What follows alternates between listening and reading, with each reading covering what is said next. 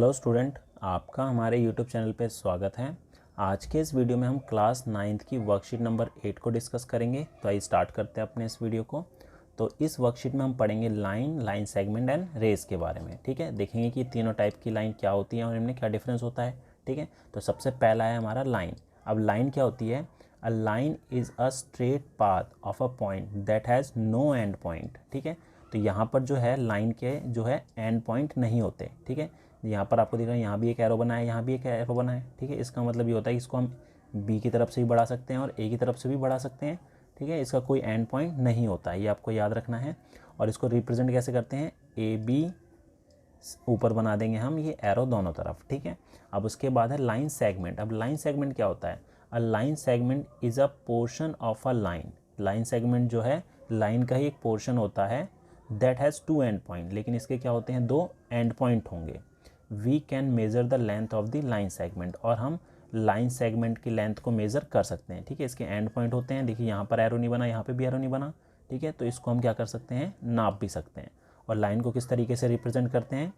A B के ऊपर सीधी line खींच के। ठीक है, अगला है हमारा रे। अब रे क्या होता है? A ray is a portion of a line which has one end point and extend forever in other direction. अब रे क्या होता है? रे का जो है एक तो एंड पॉइंट होता है और एक तरफ से हम आगे बढ़ा सकते हैं इसे। ठीक है, तो ये हमारा रे होती है जहाँ जिसको हम एक साइड से बढ़ा सकते हैं। इसको हम रिप्रेजेंट इस तरीके से करते हैं। अब आगे देखते हैं। अब यहाँ पर हमें तीन लाइन दे रखी है, बताना है कि किस तरीके की लाइन है। ठीक है, अब देखिए यहाँ पर एक तो एंड पॉइंट है, एक साइड से हम बढ़ा सकते हैं, तो ये क्या हो जाएंगी? ये रे कहलाएगी। अब सेकंड है एक्स और वाई, दोनों के एंड पॉइंट है। ठीक है, तो ये क्या कहलाएगी? Line segment. ठीक है, ये आपको याद रखना है। और तीसरी लाइन है एम और एन, यहाँ से भी बढ़ा सकते हैं हम इसे, यहाँ से भी बढ़ा सकते हैं, तो ये हमारी लाइन कहलाएगी। ठीक है, तो आपको समझ में आ गया हो कि रे, लाइन सेगमेंट और लाइन में क्या डिफरेंस है। अब आगे देखते हैं। अब आगे हमें एंगल की कुछ प्रॉपर्टी दे रखी है।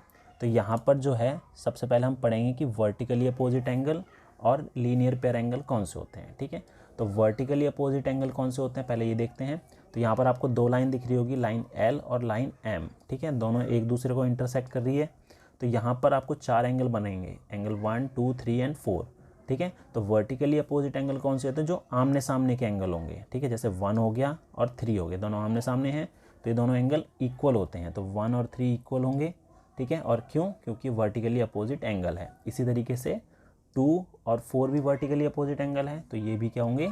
इक्वल होंगे। ठीक है, अगर ये हमारा 60 डिग्री है तो ये भी 60 डिग्री होगा, ये 120 डिग्री है तो ये भी क्या होगा? 120 डिग्री होगा। ठीक है, तो ये आपको पता होना चाहिए कि वर्टिकली अपोजिट एंगल कैसे होते हैं? इक्वल होते हैं। अब देखते हैं लीनियर पेयर। अब लीनियर पेयर में क्या होता है?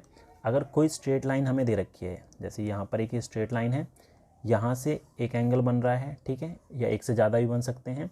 तो यहाँ पर अगर कितने भी एंगल बने एक स्ट्रेट लाइन पे, तो उनका सम क्या होगा? 180 डिग्री। जैसे एंगल ये 1 हो गया, ये 2 हो गया, तो इनका सम क्या है? 180। अगर ये हमारा 60 डिग्री है तो ये कितना हो जाएगा? ये 120 डिग्री होगा। ठीक है, तो ऐसे ही यहाँ पर दिख रहा होगा आपको कौन कौन से लीनियर पेयर बना रहे हैं। 1 और 2 मिलाकर आपको लीनियर पेयर बना रहे हैं। ठीक है, ऐसी 2 और 3 भी लीनियर पेयर बना रहे हैं क्योंकि ये इस लाइन पे बन रहा है, और 3 और 4 भी लीनियर पेयर बना रहे हैं, और 4 और 1 भी लीनियर पेयर बना रहे हैं। ठीक है, तो अब देखते हैं कि अगर हमें दो पैरेलल लाइन को एक तीसरी लाइन इंटरसेक्ट करती है, जिसको हम ट्रांसवर्सल लाइन बोलते हैं, तो इनके बीच में ये जो एंगल बन रहे हैं 8 एंगल। ठीक है, अब इन एंगल में क्या रिलेशन होता है? कौन से एंगल इक्वल होते हैं, कौन से नहीं होते हैं, और किस एंगल को हम किस नाम से जानते हैं। ठीक है, तो आइए देखते हैं। अब देखते हैं कि अगर दो पैरेलल लाइंस को अगर एक तीसरी लाइन कट कर रही है, जिसको हम ट्रांसवर्सल लाइन बोलते हैं, जैसे ये एन वाली लाइन दिख रही है आपको, इस लाइन को हम क्या बोलते हैं? Transversal line. ठीक है, ये ट्रांसवर्सल लाइन होती है। तो यहाँ पर इसके कट करने से यहाँ पर 8 एंगल बन रहे हैं, एंगल 1 2 3 4 5 6 7 8। तो इनके बीच में जो एंगल बन रहे हैं उनको हम किस नाम से जानते हैं, ये देखते हैं। तो सबसे पहले देखते हैं कॉरस्पॉन्डिंग एंगल्स कौन से होते हैं। ठीक है, कॉरस्पॉन्डिंग एंगल क्या होते हैं? वो इक्वल होते हैं। ठीक है, यहाँ पर जो है एंगल 1 जो है एंगल 5 के इक्वल होगा। ठीक है, ऐसे ही एंगल 2 जो है एंगल 6 के, 4 जो है 8 के, 3 जो है 7 के, एक ऊपर वाला और एक उसके नीचे वाला, ठीक है। तो ये आपको समझ में आ गया होगा, ये कॉरस्पॉन्डिंग एंगल क्या होते हैं, इक्वल होते हैं। उसके बाद आता है pair of alternate interior angle are equal. अब ऑल्टरनेट इंटीरियर एंगल क्या होते हैं, अब इंटीरियर का मतलब हो गया अंदर वाले, तो यहाँ पर अंदर देखिए आपको 4 एंगल बने हुए दिख रहे हैं, एंगल 3, 4, 5 और 6। तो ऑल्टरनेट इंटीरियर में हो गए, क्रॉस में जो एंगल बनेंगे 3 और 5 बराबर होंगे, 4 और 6 वो बराबर होंगे, ठीक है। तो ऑल्टरनेट इंटीरियर एंगल क्या होते हैं, इक्वल होते हैं। इसी तरीके से pair of alternate exterior angle भी क्या होते हैं, इक्वल होते हैं। तो बाहर के जो एंगल दिख रहे हैं 1 और 2, 7 और 8, इसके क्रॉस में जो एंगल है 1 7 के इक्वल होगा, 2 और 8 के इक्वल होगा। तो ये एंगल भी क्या होते हैं, इक्वल होते हैं। अब इसके बाद आता है सप्लीमेंट्री एंगल कौन से होते हैं। A pair of interior angle on the same side of transversal are supplementary angle. तो यहाँ पर ये ट्रांसवर्सल लाइन है, इसको कट करने के बाद यहाँ पर अंदर एक ही साइड के जो एंगल होंगे, जैसे 3 और 6 हो गए, एंगल 3 और एंगल 6 हो गए, इनका सम क्या होता है, 180 होता है।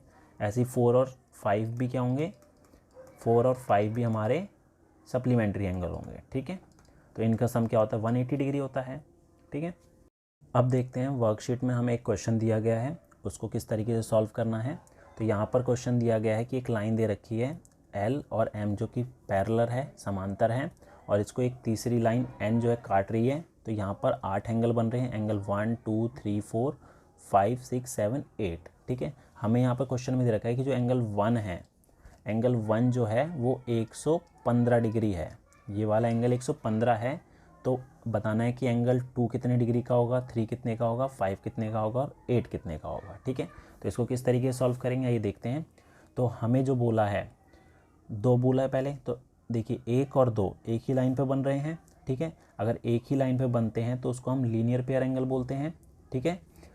तो यहाँ पर लीनियर पेयर एंगल जो हमने सीखा है आज की वर्कशीट में, उसमें सीखा है कि एंगल 1 जो है एंगल 2 के बराबर, एंगल 1 प्लस एंगल 2 जो है 180 डिग्री के बराबर होता है। दोनों को जोड़ने के बाद 180 डिग्री आता है।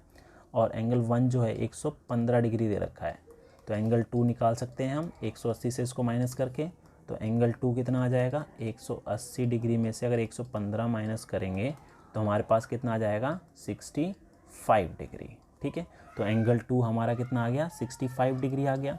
अब बाकी के एंगल निकालते हैं, एंगल 3, 5 और 8, ठीक है। तो यहाँ पर हमें ये दे रखा है 115, ठीक है। एंगल 1 जो है हमें 115 दे रखा है। एंगल 2 हमने निकाल लिया है, कितना है, 65 डिग्री है। अब हमें कौन कौन से निकालने हैं, एंगल 3 निकालना है, एंगल 5 भी निकालना है और एंगल 8 निकालना है। ये 3 एंगल निकालने हैं, ठीक है। तो 2 एंगल तो हमें पता ही लग गए कौन से, एंगल 1 कितना है, 115 है, और एंगल 2 जो है वो 65 डिग्री है, ठीक है। तो अगर हमें एंगल 2 दे रखा है 65, ठीक है, तो एंगल 4 भी 65 होगा। क्यों, क्योंकि ये क्या है, vertically opposite angle, vertically opposite angle, ठीक है। वर्टिकली अपोजिट एंगल इक्वल हो, तो ये भी हमारा कितना हो गया, 65 डिग्री हो गया, ठीक है। इसी तरीके से एंगल 1 एंगल 3 के इक्वल होगा, तो एंगल 1 जो है एंगल 3 के इक्वल हो जाएगा 150 डिग्री। ये भी क्या है, वर्टिकली अपोजिट एंगल। तो हमें एंगल 3 भी पता लग गया है, कितना है, 150 डिग्री है, ठीक है। तो अब हमें कौन सा निकालना है, 5 और 8वां निकालना है। तो 1 और 5 ये दोनों एंगल बराबर होंगे, क्यों, क्योंकि ये कॉरस्पॉन्डिंग एंगल है, ठीक है। इसको बोलते हैं हम संगत कोण। तो एंगल 1 जो है एंगल 5 के इक्वल हो जाएगा 115 डिग्री। इसको रीज़न क्या लिखेंगे, कॉरस्पॉन्डिंग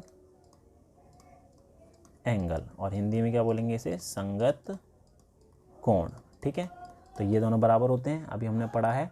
और एंगल 4 एंगल 8 के बराबर हो जाएगा, एंगल 4 एंगल 8 के बराबर हो जाएगा, ये भी कॉरस्पॉन्डिंग एंगल है, संगत कोण है, ठीक है। तो हमारा एंगल 3 कितना हो गया, 115 डिग्री।